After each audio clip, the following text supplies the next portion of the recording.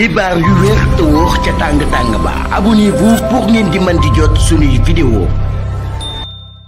dal leen ak jàmm seen chaîne bi di Buzz 221 HD. kii di Mamadou Fofana di akub chroniqueur bu kenn dootu présenté ci réew mii di Sénégal te muy liggéeyee ci Sen TV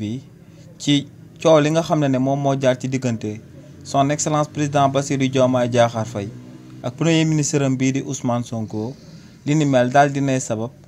tey ñu daal di koy convoqué à partir de 10 heures ngir mu ñëw daal di uyu waa cybercriminalité. coo loolee nu mu demee moom mooy que ne kii di Mamadou Fofana ginnaaw ba kii di son excellence président Bassirou Diomaye Diakhar Faye jàppanteeg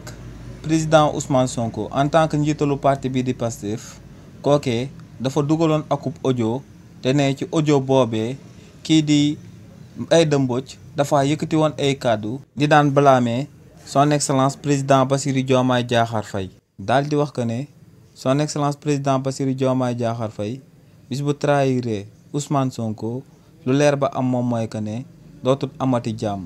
ginnaaw nag ba kii di Mamadou Fofana fësalee que ne baat boobee kii di Aïda Mbodj moom moo ko daal di moom li ni mel daal di nay sabab kookee di Aïda Mbodj daal di koy porter plainte ci kanamu yoonu réewu Sénégal. ndax kii di Aïda Mbodj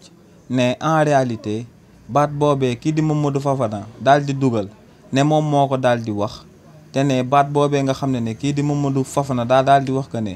ci groupe président Diomaye la ko daal di jëlee en réalité aku baatu jigéen la boo xam ne xamut fu mu jógee te ne kàddu yooyee mosu koo daal di yëkkati ne li ni mel moom moo sabab mu daal di porter plainte kii di Mamadou Fofana ngir mu ñëw ci kanam yoonu réewu Sénégal daal di koy setal ba mu set wecc ndax ne kàddu yooyee moom mosu koo daal di yëkkati donc ne